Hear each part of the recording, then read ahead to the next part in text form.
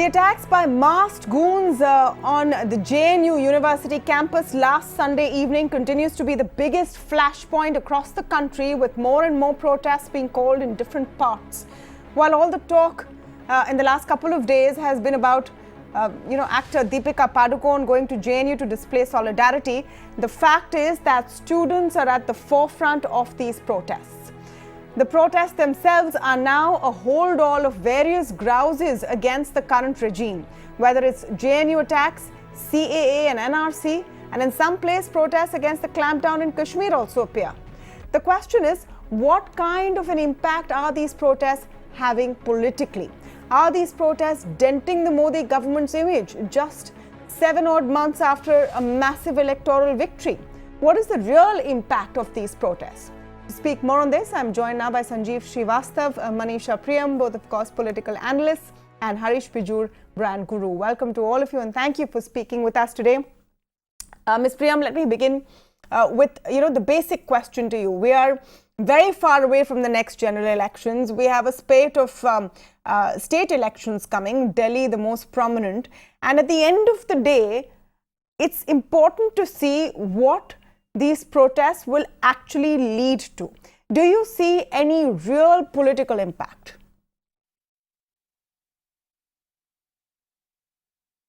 So, since you've spoken about brands and images, let me tell you two things. That two moving images of the Jamia students sitting in the library and one eyesight gone, and of the fact that armed goons with masks on went inside a campus in the heart of India's capital. I think these two images are devastating. It's not just about the image of the government. It's about the fact that as citizens of this country, of this democracy, we do need to have spaces where we, reading, listening to music, these are those arenas where you don't expect that the pellet of the state will come and hit you in the eye. And that was a poor student training to become a lawyer. That image we've already forgotten. He also said in one of the interviews that, look, I came to Delhi to become a lawyer, and what have I got from the city? I've lost an eyesight. Maybe I just go back home to wherever I belonged. So I think it's not simply about the brand or the image or the political impact. It is the fact that a society needs to interrogate itself, and the fact that the political leadership should have acted and has not on arenas of civic life, I think it's simply devastating. No, but the fact is that protests, and JNU of course is something we've seen from the beginning of this week, but protests against CAA, NRC have been going on for several weeks now. Sanjeev, you want to comment on this? The government has responded by pushing back. They are not seeming like they are in any mood to relent. And, JNU is just turning into a different beast altogether, with those protesting and actors and all of that now being divided into different camps. Do you think the assessment of the Modi government and the BJP is that this will blow over?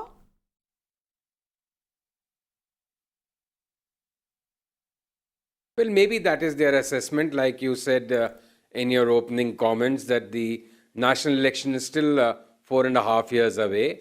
What I want to begin by saying that I completely agree with what Manisha Priyam just said, and that these are the most devastating images that one remembers of 2019 and early 2020. Students being beaten up, or young kids, our children being bashed up so mercilessly by whoever, whichever side, goons, police, this, that, and all happening right in the heart of national capital. It's not some God-forsaken remote corner of Kerala where we see RSS and left-wingers having pitched battles, people being hacked. Those are the kind of morbid tales we used to read in newspapers and shudder because they were far away, or political violence in several states. But this is happening in Delhi, and this is most shocking. Now, what will be the political price one will pay? It is, I think, too early to gauge that, because I think what is happening right now, and again, this assessment is very premature, and I myself cannot vouch for it whether it's standing on firm legs. But right now, it seems that the support base of both sides is intact. It's only hardening of positions on both sides, the right and left of center. and the centrists and the middle of the road people are getting squeezed in, and sooner or later, I think it's that middle space which is finding all this very appalling, because they neither fully identify with the right or the left, and they really don't know what is happening all around them. And I think what is the most unfortunate aspect of all this is that, of course, this is not a government which we expect to go back or roll back or buckle under pressure, political or otherwise. So that I don't think will happen very soon. But this should become a government which is responsive and willing to engage with people who don't agree with it. Yeah. I think that's the essence and spirit of No, the Sanjeev, democratic that's my traditions point. that we have grown up That's with. my point. What So is the premise of this show? Yeah, what is the premise of this discussion? We are building in the process. No, absolutely. Yeah. But let's come down to realpolitik. And that's the premise of this discussion. Everyone has strong views on what is right, what is wrong. No one is happy to see a society so polarized. But why should a government with such a vast, huge majority right now even want to react? They're very sure about what they want. They say that we are doing what we have promised in our manifesto as far as CA is concerned. JNU is under investigation. It wasn't us. And all of these allegations are wrong. So is this really going to make a difference at the end of the day? Harish Biju, I'll come to you, Sanjeev. But Harish hasn't spoken even once yet. Can I just say one more sentence? Yes, of course. Okay. No, continue, Sanjeev. Continue, Sanjeev. My only sentence is that in 2014, I don't remember him saying in 2019, but one of the first speeches or early speeches of Prime Minister Modi was that then also he was elected with a huge mandate, and he said, it is a government and I am the Prime Minister of not only those who have voted for me, but also those who have voted against me. So while this government is well within its right to be quite cocky about its majority and its ability to push its legislation through the parliament, but it has to respond, it has to be responsive. It cannot be seen as a government of just those who have voted for it and what it wants to do. No, absolutely.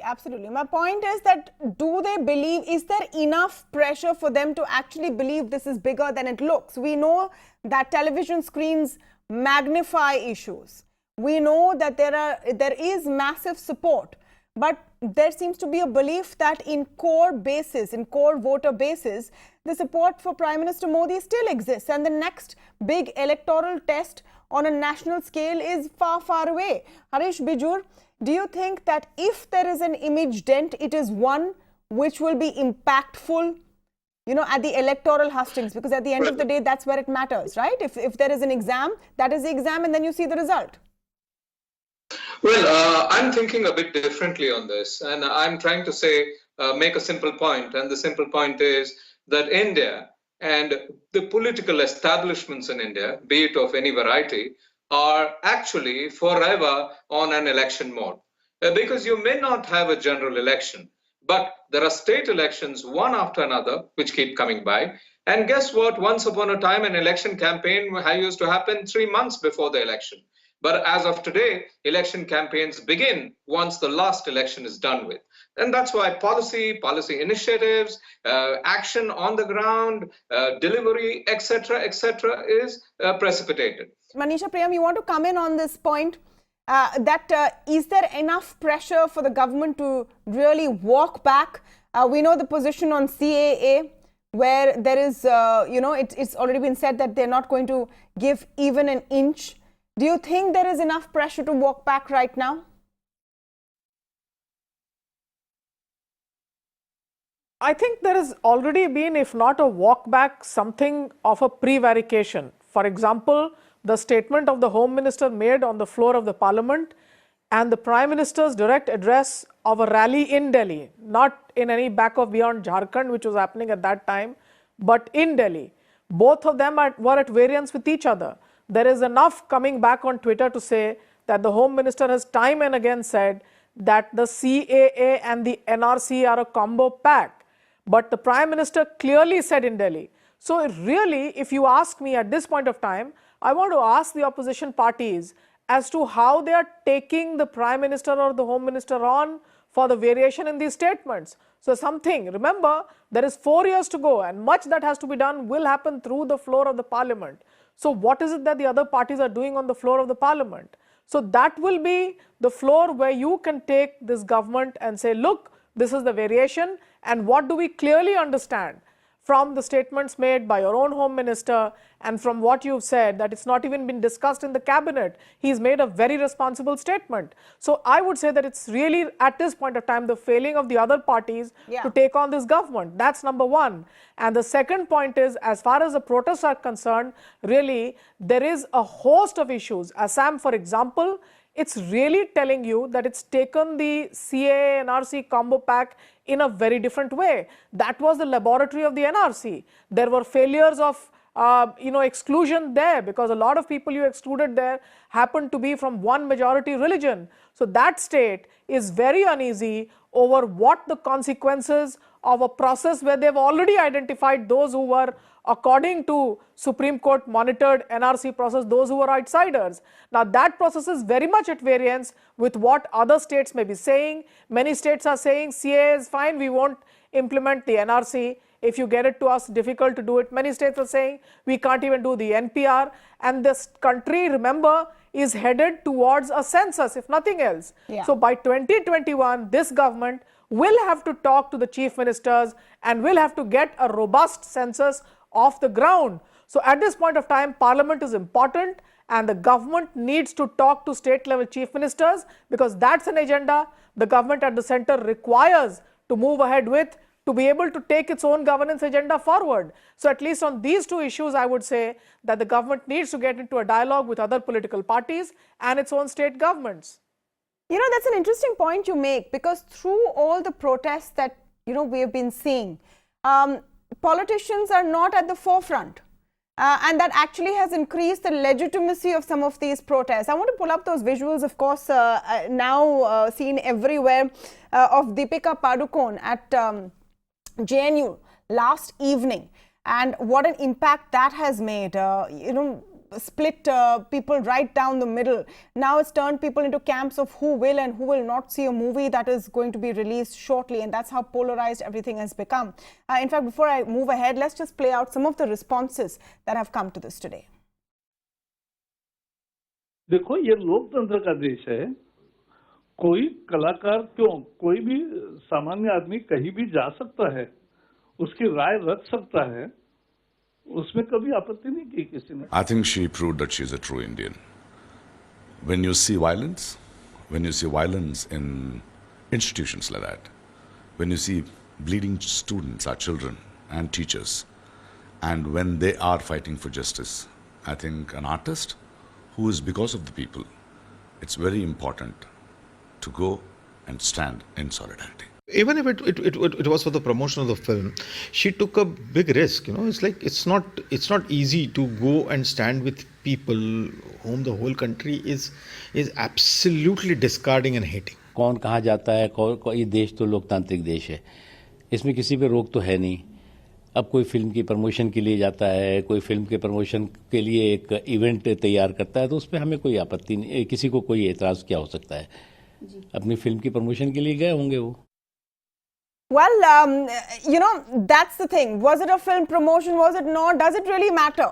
Harish Bijur, how do you see this whole thing? It's just become an example of how polarized we've become and how distracted, really. Deepika Padukone is a citizen of this country. Kudos to her if she's gone out there and talked about something meaningful, which a lot of actors, avoid doing.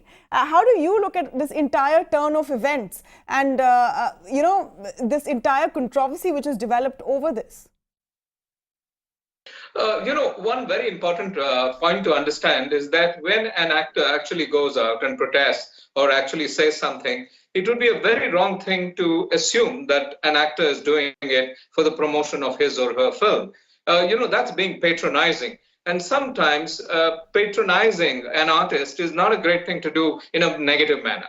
But if you ask me, politics is a living spirit and we live in a living democracy. And I think each one of us needs to accept the fact that the right to peaceful protest exists, the right to peaceful appearances exist. And I think what's currently happening is a lot of people are waiting and watching. They're sitting on the fence and question, are these movements really anecdotal and niche, or are they mass? And as that tilts, people will move into that tilt. And I think that is the reason why a response is necessary, extremely critical to quell fears and to ensure that, at least goons don't have a run on the campus. Whoever the goons were at JNU, they need to be caught, brought to book, and quite quickly. Sanjeev, do you think, and this is a country that worships Bollywood and cricket, when mainstream actors, big faces, come in and start speaking, do you think it means something has shifted? And which is why you've now seen another set of well-known personalities saying something else. But do you think that something has seriously shifted when so many people who usually want to sit on the sidelines and not stick their necks out come and start talking about these things?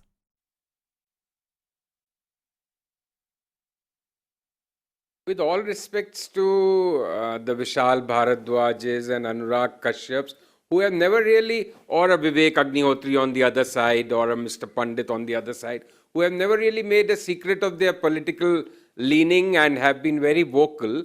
But the fact remains that none of the A-listers in this industry has ever come out in recent years. Last time you remember was Devanand at the time of emergency. So after that, no big leader. Amir Khan's statement on intolerance put him in a lot of trouble, but that was nothing in comparison to what Deepika Padukone has chosen to do. And I think it's wrong to call it patronizing or polarizing. I think to attack her or criticize her or to attribute motives to her action is downright cheap and vulgar. And it just reflects on the kind of mentality of people who are making those accusations. Because with all honesty, does a Deepika Padukone need this type of a publicity thing for her upcoming movie release? I don't think so, personally. But that's my view. On the other issue of what politics you were discussing earlier and to which Manisha was responding, I think we are headed for very interesting times, because while this narrative may still be hardening the right on the right bloc and the left of center on the other bloc, and that may not play out much differently if an election, national election is held even today, I think, because the right and the Modi support bloc is still intact. But what is happening, Tamanna, is that once the BJP has lost its Midas touch in states, because the national narrative doesn't work, nationalism, Article 370, CAA won't work in all the states. It may work in a Bengal or in a Assam. So if they continue to lose state elections, their majority, which they were hoping to have in Rajya Sabha in a year and a half, they can kiss goodbye to that thought. That would really bring the parliament down to its knees, because they can pass legislation in Lok Sabha which will be stalled in the Rajya Sabha. Yeah. And if state chief ministers, Mamata has said, send back enumerators, don't give them any details. Some other chief minister will do that. So if a real federal crisis erupts between states and the center, what this government lacks is they haven't shown any appetite to reach out to the opposition. That's the problem. The opposition may be living in their own silo, but it is the government's job to reach out, build consensus. They think with their majority they can just roughshod.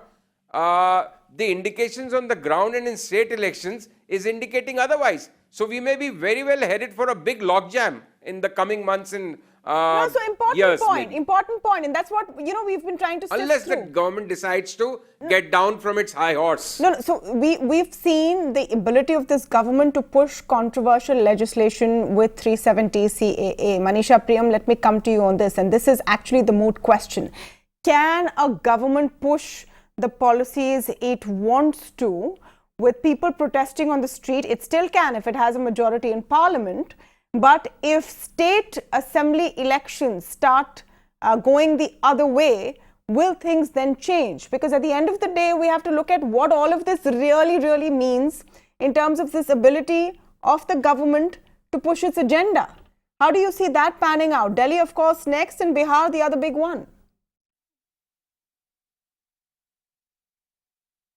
So let me tell you two things. That, even the game of politics in a democracy and electioneering need to be seen as a little different from a kushti or an akhada. It's not that you will stop legislating when I defeat you in an election. No.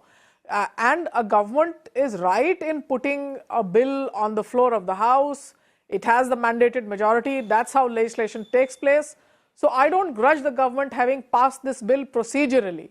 But in terms of substance, you've got different parts of the country that have blown up saying, look, this is how we feel. Different parts of the country feel differently.